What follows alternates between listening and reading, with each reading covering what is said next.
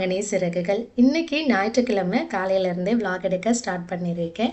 ஞாயிற்றுக்கிழமை அப்படின்னாலே கொஞ்சம் அது என்னவோ லேசியான டே மாதிரி தான். ஏன்னா இவ்வளோ நாள் வீக் டேஸில் வந்து காலையிலே பசங்களுக்காக சீக்கிரமாகவே எந்திரிச்சு நம்ம கொஞ்சம் தூக்கம் கேடும், அரிபரியாக வேலையெல்லாம் ஓடிட்டே இருக்கும். அவசர அவசரமாக எல்லாமே செஞ்சு பண்ணிகிட்ருப்போம். இந்த ஞாயிற்றுக்கிழமை ஒரு நாள் தான் நமக்கு வந்து ரெஸ்ட் கொடுக்குற நாள் மாதிரி. கொஞ்சம் லேட்டாகவே எந்திரிக்கலாமே, லேட்டாகவே எல்லாம் செஞ்சுக்கலாமே அப்படின்னு மனசுக்குள்ளே தோணிகிட்டே இருக்கும். முதல் நாளே வந்து கொஞ்சம் இந்த கிச்சன் கிளீனிங் எல்லாம் முடிச்சுட்டு இருக்கிற பாத்திரம்லாம் கழுவி வச்சுருந்தோம் அப்படின்னா, ஸோ லேட்டாக நம்ம எந்திரிச்சு நம்மளோட வேலை ஸ்டார்ட் பண்ணுறதுக்கும் கொஞ்சம் இன்ட்ரெஸ்ட்டாக இருக்கும். இல்லைன்னா கொஞ்சம் அழுக்கா அப்படி இப்படி பாத்திரம்லாம் இருந்துச்சு அப்படின்னா நம்மளே எந்திரிச்சு லேட்டாக தான் வருவோம். எந்திரிச்சு வந்து பார்க்கும்போது பாத்திரம்லாம் அப்படி அப்படியே இருந்து கிச்சனும் கொஞ்சம் க்ளீன் ஆகாமல் இருந்துச்சு அப்படின்னா அதெல்லாம் க்ளீன் பண்ணி முடிச்சுட்டு வேலை ஸ்டார்ட் பண்ணுறதுக்கு இன்னுமே கொஞ்சம் லேட் ஆகும். அதோடு ஏதோ கொஞ்சம் டயர்டான மாதிரி இருக்கும். நான் மற்ற நாட்களில் இந்த பாத்திரம்லாம் கழுவி அடுப்பெல்லாம் துடைக்கிறோன்னோ இல்லையோ, கண்டிப்பாக சனிக்கிழமை நைட் வந்து இந்த வேலையை முடிச்சிருவேன். அப்போ தான் நம்ம கொஞ்சம் லேட்டாக எந்திரிச்சு வரும்போது கிச்சனும் கொஞ்சம் நீட்டாக இருக்கும், வேலை செய்கிறதுக்கும் கொஞ்சம் இன்ட்ரெஸ்ட்டாக இருக்கும். ஸோ இன்றைக்கி பிரேக்ஃபாஸ்ட் என்ன பண்ணலாம் அப்படின்னு யோசிச்சிட்டே இருந்தேன். அப்புறமா தான் தெரிஞ்சது, அன்றைக்கி வந்து டிமார்ட்லேருந்து கொஞ்சம் ராகி சேமியா வந்து வாங்கிட்டு வந்திருந்தேன். ஸோ அதையே இன்றைக்கி சேமியா உப்புமா பண்ணிடலாம் அப்படின்னு ரெடி பண்ணிகிட்ருக்கேன். ஸோ அதுக்கு முன்னாடி கொஞ்சமாக பால் காய வச்சிட்டோம் அப்படின்னா பசங்க எந்திரிச்சு வரும்போது அவங்களுக்கு கொஞ்சம் பாதாம் பால் கொடுக்கலாம் அப்படின்னு. ஏன்னா ஸ்கூல் டேஸில் வந்து அவங்களுக்கு பாலோ டீயோ காஃபியோ எதுவுமே கொடுக்கறது கிடையாது. ஏன்னா அவங்க எந்திரிக்கிறதே கொஞ்சம் லேட்டு தான். எந்திரிக்கும் போதே நம்ம பால் காஃபி அது ஏதாவது கொடுத்துட்டோம் அப்படின்னா கண்டிப்பாக பிரேக்ஃபாஸ்ட்டை வந்து ஸ்கிப் பண்ணிடுவாங்க. அதனால் அவங்க எழுந்ததும் குளிச்சுட்டு வந்ததுமே பிரேக்ஃபாஸ்ட் கொடுக்கறதுக்கு ஸ்டார்ட் பண்ணிடுவேன்.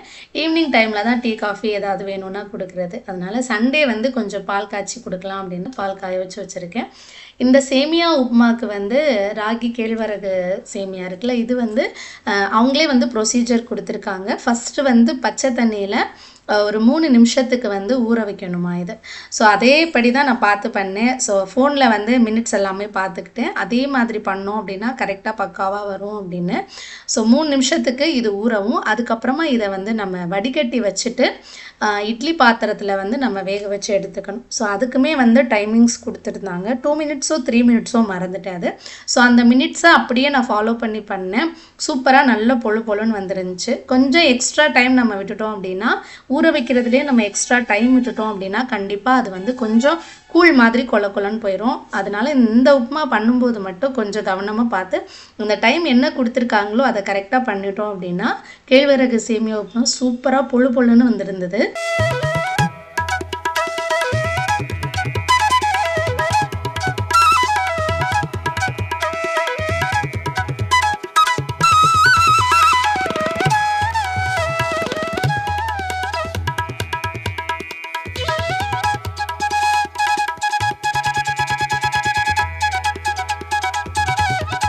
இந்த பாதாம் பால் மிக்சர் வந்து நம்மளே வீட்டில் ரெடி பண்ணது தான். நான் ஆல்ரெடி நம்ம சேனலில் வந்து போஸ்ட் பண்ணியிருக்கேன் முன்னாடி உள்ள விலாகில். ஸோ பாதாம் எல்லாமே ரோஸ்ட் பண்ணிவிட்டு மிக்சியில் நல்லா அரைச்சி வச்சுட்டேன். அதில் வந்து கல்கண்டு போட்டு அரைச்சி வச்சுருந்தேன். ஆனால் அது பாலில் சேர்த்து மிக்ஸ் பண்ணும்போது ஸ்வீட்னஸ் வந்து கொஞ்சம் கம்மியாக இருக்குது. அதனால கொஞ்சம் சர்க்கரை போட்டு வச்சுருக்கேன். ஸோ பசங்களாம் எந்திரிக்கிறதுக்கு இன்னுமே கொஞ்சம் லேட் ஆகும். அதுக்குள்ளே நம்மளுக்கும் பசி வந்துருச்சுன்னு நானும் கொஞ்சம் நேரம் அந்த பால் குடிச்சிட்டு, ஏன்னா தைராய்டுக்கு வேறு மாத்திரை போடுறோமா, அந்த 1 hour ஆனதுமே ஆட்டோமேட்டிக்காக பசி வந்துடும். கொஞ்சம் பால் குடிச்சிட்டோம் அப்படின்னா கொஞ்சம் ஏதோ டயர்ட்னஸ் ஆகாமல் இருக்கும். இப்போ வந்து சேமியாவும் வெந்துருச்சு. அந்த மினிட்ஸ் தான், அதை கரெக்டாக ஃபாலோ பண்ணிக்கிட்டோம் அப்படின்னா கரெக்டாக எடுத்து நம்ம பண்ணும்போது சூப்பராக வந்திருக்கும்.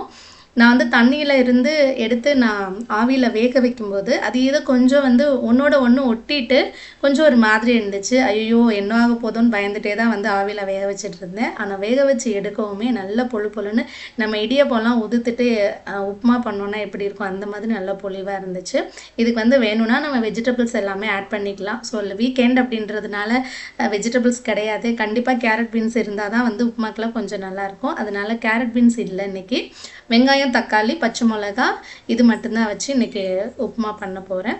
ஸோ அஸ் யூஸ்வல் எப்போதும் போல் எண்ணெய் ஊற்றி கடுகு உளுந்தம்பருப்பு போட்டுட்டு கொஞ்சம் கடலைப்பருப்பும் ஆட் பண்ணிவிட்டு வேணும்னா வந்து கொஞ்சம் முந்திரி ஆட் பண்ணிக்கலாம். ஸோ இது எல்லாமே ஆட் பண்ணிவிட்டு அதுக்கப்புறமா வெங்காயம், பச்சை மிளகா, கருவேப்பிலை இது எல்லாமே சேர்த்து மிக்ஸ் பண்ணிவிட்டு அதுக்கப்புறமா தக்காளி வந்து ரொம்ப மசிஞ்சு வேகணும் அப்படின்னு இல்லை. கொஞ்சம் அது பார்க்கையில் ஏதோ ஒரு பீஸ் இருக்கிற மாதிரி இருந்துச்சுனாலே போதும். ஸோ அந்த அளவுக்கு வதக்கிட்டு அதுக்கப்புறமா நம்ம வேக வச்சு வச்சுருக்க அந்த ராகி சேமியாவை இது கூட ஆட் பண்ணிவிட்டு நல்லா மிக்ஸ் பண்ணிவிட்டு இறக்கணும் அப்படின்னா ராகி சேமியா ரெடி. தேவைப்பட்டுச்சுன்னா நீங்கள் வந்து தேங்காய் துருவல் கூட போட்டுக்கலாம். இதில் ஆப்ஷன் தான், நம்மளோட விருப்பம் தான். ஸோ நம்ம வந்து ஊரில் பொறுத்த வரைக்கும் உப்புமா அப்படின்னாலே சர்க்கரை தூவி தான் சாப்பிடுவோம். இங்கே வந்து என் ஹஸ்பண்ட்கெல்லாம் வந்து சட்னி சாம்பார் இந்த மாதிரி ஏதாவது ஒன்று இருந்தே இருக்கணும். அதனால கொஞ்சமாக தேங்காய் சட்னி வந்து ரெடி பண்ணிகிட்ருக்கேன் அவங்களுக்காக. ஸோ எனக்கு வந்து லைட்டாக கொஞ்சம் சர்க்கரை போட்டு சாப்பிட்டா தான் பிடிக்கும். இங்கே வந்து திட்டு விழுகும் காலையிலே சேமியா உப்புமா, ரவை உப்புமா இந்த மாதிரிலாம் எதுனா செஞ்சோன்னா காலையில் பிரேக்ஃபாஸ்ட்டுக்கே சர்க்கரை சேர்த்துக்கிறியா அப்படின்னு சொல்லி திட்டுவாங்க. ஸோ பசங்களுக்கும் கொடுக்க விட மாட்டாங்க. அதனால கொஞ்சம் வந்து தேங்காய் சட்னி அரைச்சிக்கலான்னு ரெடி பண்ணிகிட்ருக்கேன்.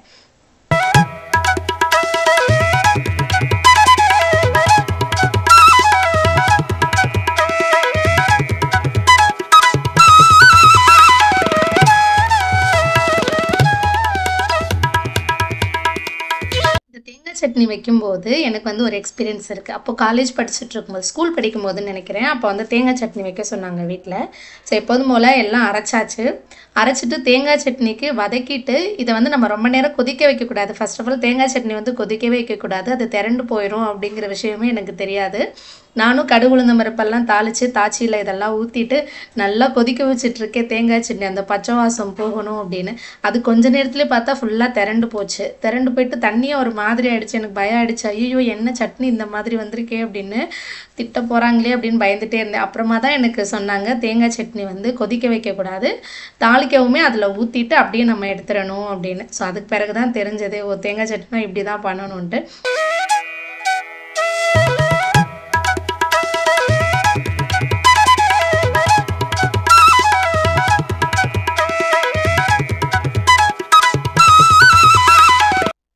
இப்போ வந்து கொஞ்ச நாளாக மழை பெஞ்சிட்டே இருக்குது. அதாவது ரொம்ப பெரிய மழையில் தூறல் மாதிரியே போட்டுகிட்டே இருக்கவும் கொஞ்ச நாள் வந்து சரி இந்த மழை தூறல் விழுது தண்ணி அதிலலாம் இருக்குன்ட்டு கொஞ்சம் தண்ணி ஊற்றாமல் விட்டுட்டேன்.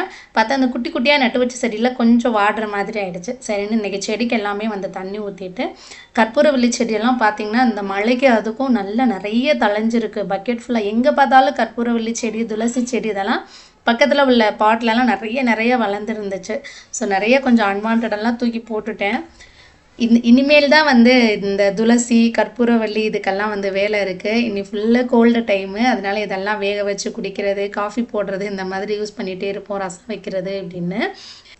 இந்த பால்சம்பு செடி பற்றி நான் நிறையா சொல்லியிருக்கேன் முன்னாடியே. ரோட்டில் போகும்போது குப்பை கொட்டை போகும்போது ரோட்டில் இருந்துச்சு ஒரே ஒரு செடி, பறிச்சுட்டு வந்து வச்சேன். அது ஃபுல்லாக நிறைய ஸ்ப்ரெட் ஆயிடுச்சு. இந்த ஒவ்வொரு பூக்குது இல்லை, அந்த ஒவ்வொரு இடத்துலையுமே வந்து ஒவ்வொரு விதை வளரும். இதே ஊராக இருந்துச்சு அப்படின்னா, ஏன்னா அங்கே ஃபுல்லாக மண் தானே இருக்கும், அதில் ஃபுல்லாக ஸ்ப்ரெட் ஆயிரும். ஒரு செடி வச்சோன்னாலே போதும் நிறைய பரவிடும். இது வந்து பூ பார்க்கும்போது அவ்வளோ அழகாக இருக்கும், நல்ல ஒரு லைட் ஆரஞ்சு கலரில் சூப்பராக இருக்கும் பார்க்குறதுக்குமே. இப்போ தான் தங்கச்சி வீட்டுக்கெலாம் 2-3 செடி வந்து கொடுத்து விட்டேன். நாத்தனார் வந்து சென்னைக்கு எடுத்துகிட்டு போகிறேன்னு சொல்லியிருந்தாங்க, விதெல்லாம் பறித்து வச்சுருந்தாங்க. ஸோ மிஸ் பண்ணிட்டு போயிட்டாங்க. ஸோ அவங்களுக்காக கொஞ்சம் விதெல்லாம் எடுத்து வைப்போம் அப்படின்னு அதெல்லாம் கொஞ்சம் எடுத்து வச்சேன். மல்லிகைப்பூ செடியில் நிறைய இலை இருந்துச்சு. சரி அந்த இலையெல்லாம் பறித்து விடலாம், மழைக்கு எதுக்கும் நல்ல தலையும் அப்படின்னு இலையெல்லாம் பறித்து விட்டேன். ஒரே ஒரு பூ தான் பூத்துருந்துச்சு. அவ்வளோ மனம், இங்கே போகையிலையும் வரையிலையும் கமகமத்து போகும். ஏன்னா இது ஊர்லேருந்து எடுத்துகிட்டு வந்துருந்த செடி. இந்த சாட்டர்டே சண்டேல கண்டிப்பாக வந்து இந்த ஒயிட் ஷூ வாஷ் பண்ணுறது வந்து ஒரு பெரிய வேலை. ஏன்னா அதுவும் இப்போ மழை டைம் வேறையா, நடந்து போகும்போது அந்த தண்ணியெல்லாம் பட்டு ரொம்ப அழுக்காயிடும். ஸோ அதனால அதை கொஞ்சம் வாஷ் பண்ணியே ஆகணும். அதுவும் இந்த வெயிலே போட மாட்டேங்குது இங்கே உள்ள கிளைமேட்டுக்கு. இப்போ துவைச்சி வச்சோன்னா தான் புதன்கிழமை போட்டுட்டு போகிறதுக்கு வந்து கரெக்டாக இருக்கும் அவங்களுக்கு. அதுக்கப்புறம் இப்போ பசங்களுக்கு வந்து டெஸ்ட்டு போயிட்டுருக்கு, ஃபஸ்ட்டு டெஸ்ட்டு. இப்போ படிக்க வச்சிட்ருக்கேன். ஸோ கொஞ்சம் படிக்கிறதுக்கு அடம் தான். அதுவும் சண்டே டைமில் மத்தியான டைமில் புக் எடுக்கிறதுனாலே ரொம்ப கஷ்டம். முடியாது, இன்றைக்கி ஸ்ட்ரிக்டாக படித்தே ஆகணும்னு கொஞ்சம் மேலே தான் படிக்க வச்சுட்ருந்தேன். சமீமா வந்து ஹோம்ஒர்க்கெல்லாம் எழுதிட்டு இருந்தா. சரி கொஞ்சம் வாரத்துக்கு ஒரு நாள் கண்டிப்பாக வந்து எண்ணெய் அப்ளை பண்ணிவிட்டு நல்லா தலை சீவி விடணும் அப்படின்னு. தலைக்கு கொஞ்சம் எண்ணெய் தேய்ச்சி விட்டுட்டு கொஞ்சம் ஊறவும் அதுக்கப்புறமா தலை குளிக்க வைக்கலாம் அப்படின்னு அவளுக்கும் கொஞ்சம் தலைக்கு தேய்ச்சி விட்டுட்ருக்கேன். ஸோ படிக்க வச்சுட்ருக்கேன் எக்ஸாமுக்காக. எப்படி இருந்தாலும் டிமிக்கி கொடுத்துருவாங்க, கீழே ஓடி வந்துடுவாங்க அப்படின்ட்டு தான் இப்போ மேலே உட்கார வச்சு படிக்க வச்சுட்ருக்கேன், கொஞ்சம் நேரம் படிக்கட்டும் அப்படின்னு.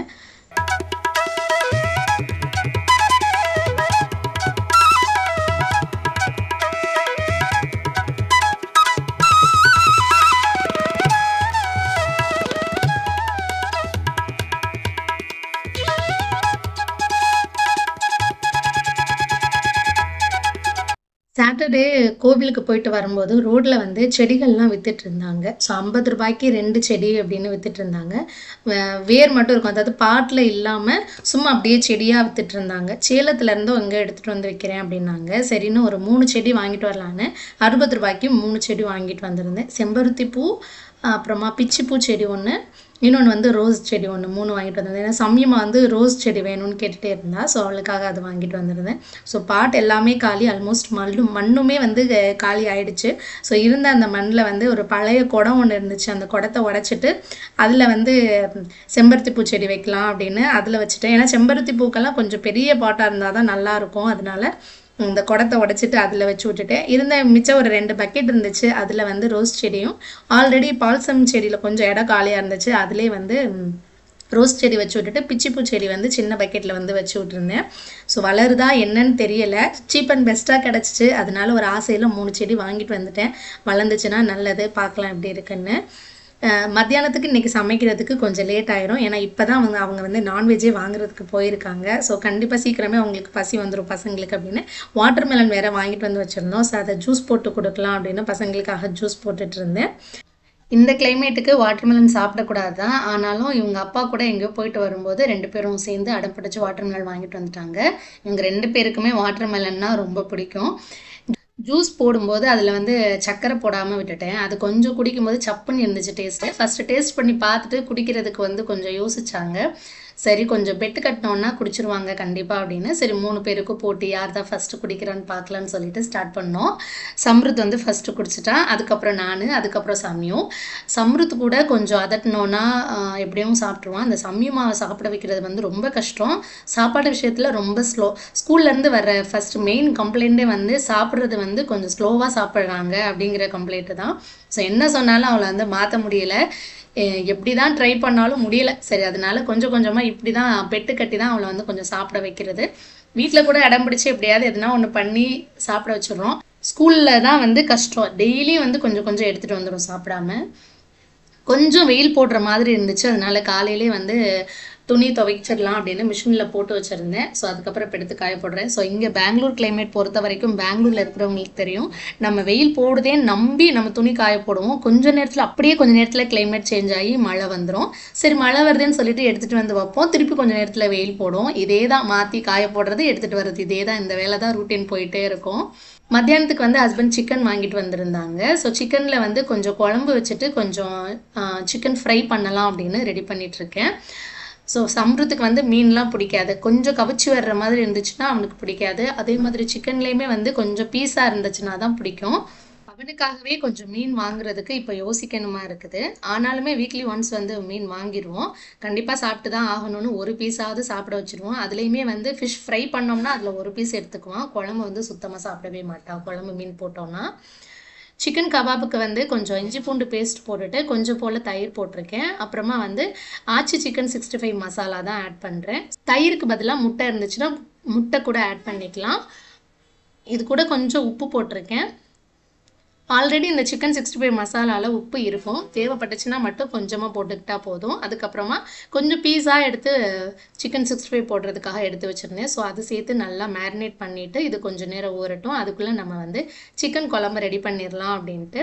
இன்றைக்கி வந்து சிக்கன் குழம்பு வறுத்து அரைச்சி தான் பண்ண போகிறேன். ஸோ நம்ம செட்டிநாட்டு ஸ்டைலில் என்ன ஒன்று மல்லியும் மிளகாயும் மட்டும் போடலை, மிச்சது எல்லாமே வந்து ரோஸ்ட் பண்ணிட்டு தான் நான் பண்ண போகிறேன். ஸ்டவ் ஆன் பண்ணுறதுக்கு முன்னாடியே ஒரு தாச்சியில் வந்து சீரகம், சோம்பு, மிளகு, கசகசா, அப்புறமா வந்து கரம் மசாலா பொருட்கள் எல்லாம் நம்ம சிக்கன் குழம்பு தாளிக்கிறதுக்கு என்னென்ன திங்ஸ் யூஸ் பண்ணுவோமோ, கிராம்பு, பட்டை, ஏலக்காய், ஜாவித்ரி பூ, அப்புறமா மராட்டி முக்கு, ஸ்டார் பூ, இது எல்லாமே சேர்த்துட்டு கொஞ்சமாக ஒரு அரை மூடி தேங்காய் அளவு இதில் ஆட் பண்ணியிருக்கேன். அதையும் சேர்த்துட்டு கொஞ்சம் கருவேப்பிலை. இப்போ ஸ்டவ் ஆன் பண்ணிவிட்டு ஆயில் கொஞ்சம் விட்டுட்டு இதெல்லாம் சேர்த்து நல்லா ரோஸ்ட் பண்ணிக்கணும். கடைசியாக ஒரு கைப்பிடி அளவுக்கு வெங்காயம், சின்ன வெங்காயம் இருந்தால் சேர்த்துக்கோங்க. என்கிட்ட வந்து சின்ன வெங்காயம் இல்லை, அதனால் பெரிய வெங்காயம் ஆட் பண்ணேன். பெரிய வெங்காயம் சேர்த்து நல்லா வதக்கிட்டு தேங்காய் வந்து கொஞ்சம் கோல்டன் ப்ரௌன் கலரில் ஆகிற அளவுக்கு வதக்கி நம்ம எடுத்துக்கலாம். இப்போ வந்து ஒரு பெரிய பாத்திரத்தில் எண்ணெய் விட்டுட்டு வெறும் பிரியாணி இலை மட்டும் ஆட் பண்ணியிருக்கேன். அதுக்கப்புறமா வந்து வெங்காயம் போட்டு வதக்கிட்டு இஞ்சி பூண்டு பேஸ்ட்டு, பச்சை மிளகாய், கருவேப்பிலை இது எல்லாமே சேர்த்து நல்லா வதக்கிட்டு ஒரு 3 தக்காளி எடுத்து நறுக்கி வச்சுருக்கேன். உப்பும் மஞ்சத்தூளும் போட்டு நல்லா வதங்கட்டும். அதுக்கு இடையில வந்து நம்ம வதக்கி வச்சுருக்க திங்ஸ் எல்லாமே மிக்சியில் போட்டு நல்லா தண்ணி ஊற்றி ஃபைன் பேஸ்ட்டாக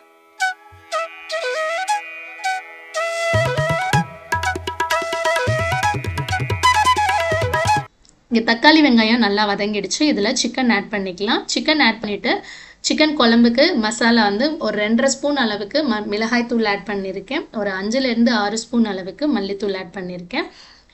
இப்போ இது கூட நம்ம அரைச்சி வச்சுருக்க அந்த மசாலா பேஸ்ட் ஆட் பண்ணி எல்லாத்தையுமே சேர்த்து நல்லா வதக்கிட்டு ஒரு மூடி வச்சு மூடிடலாம். இது நல்லா வதங்கட்டும். அதுக்கப்புறமா நம்ம குழம்புக்கு தேவையான அளவு தண்ணி சேர்த்துக்கலாம். உங்களுக்கு வந்து கொஞ்சம் கிரேவி மாதிரி வேணும் அப்படின்னா தண்ணியை குறைச்சிக்கோங்க. நான் வந்து இன்னைக்கு கொஞ்சம் தண்ணி குழம்பு மாதிரி தான் வச்சுருக்கேன். அதனால தண்ணி நிறையா விட்டுருக்கேன். தண்ணி நிறையா விட்டுட்டு அதை வந்து நல்லா கொதிக்க வச்சுட்டு உங்களுக்கு எந்த அளவுக்கு திக்னஸ் வருமோ அந்த அளவுக்கு ஆகும். நம்ம இறக்கிட்டோம் அப்படின்னா சிக்கன் குழம்பு ரெடி. சிக்கன் 65க்கு கடைசியாக பொரிக்கிறதுக்கு முன்னாடி வந்து கொஞ்சமாக கார்ன்ஃப்ளவர் மாவு சேர்த்து நல்லா மிக்ஸ் பண்ணிவிட்டு சூடாக இருக்கிற எண்ணெயில் மேரினேட் பண்ணி வச்சுருக்க சிக்கன் எல்லாமே சேர்த்துருக்கேன். அதுக்கப்புறம் கொஞ்சம் பாயில்ட் எக் பண்ணிக்கலாம் அப்படின்னு ஒரு 5 எக்கு வந்து பாயில் பண்ணுறதுக்கு ஸ்டார்ட் பண்ணிவிட்டேன். மீடியம் ஃப்ளேம்லேயே வச்சு பொரிச்சுக்கோங்க. நம்ம பொரிக்கிறதுக்கு முன்னாடி கார்ன்ஃப்ளவர் மாவை ஆட் பண்ணிவிட்டு பொரிச்சோம் அப்படின்னா சிக்கன் மசாலாவில் இருக்கிற மசாலா வந்து பிரிஞ்சு போகாமல் அப்படியே இருக்கும்.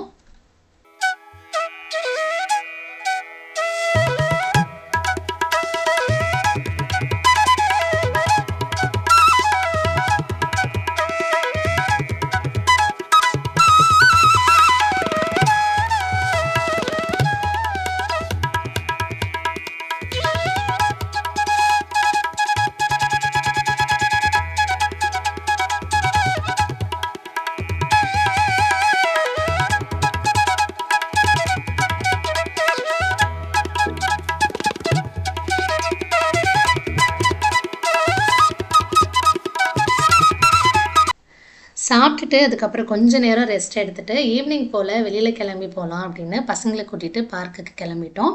நான் ஏற்கனவே மினி விலாகில் சொல்லியிருந்தேன் தம்பி ஊர்லேருந்து வந்திருக்கான் அப்படின்னு சொல்லிட்டு.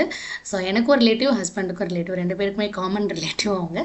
ஸோ இங்கே தான் பெங்களூரில் வேலை பார்த்துட்டு இருந்தாப்புல. ஸோ இப்போ திருப்பி வந்து வேலைக்காக ட்ரை பண்ணிகிட்ருக்காங்க. ஸோ ஹஸ்பண்ட் போய் கூட்டிகிட்டு வந்துருந்தாங்க அவங்கள.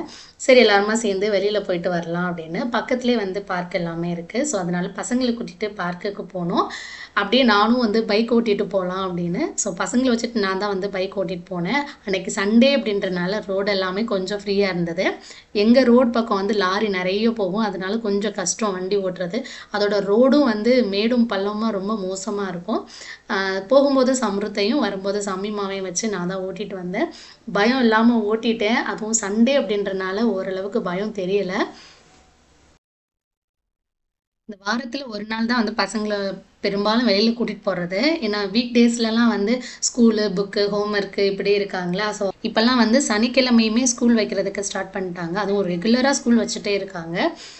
சண்டே ஒரு நாள் தான் வந்து லீவே இருக்குது. அதனால சீக்கிரமாக அந்த சமையல்லாம் முடிச்சுட்டு சாப்பிட்டு முடிச்சுட்டு அவங்களுக்கு பசங்களுக்கு ரொம்ப பிடிச்ச இடமே வந்து பார்க்கு, கிரவுண்டு இந்த மாதிரி தான்.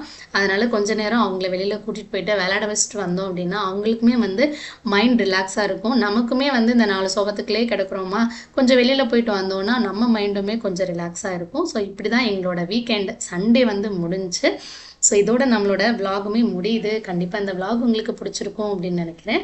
விலாக் பிடிச்சிருந்துச்சு அப்படின்னா மறக்காமல் நம்ம சேனலை லைக் பண்ணி சப்ஸ்கிரைப் பண்ணிடுங்க. அப்படியே அந்த பெல் ஐக்கானே கிளிக் பண்ணிடுங்க.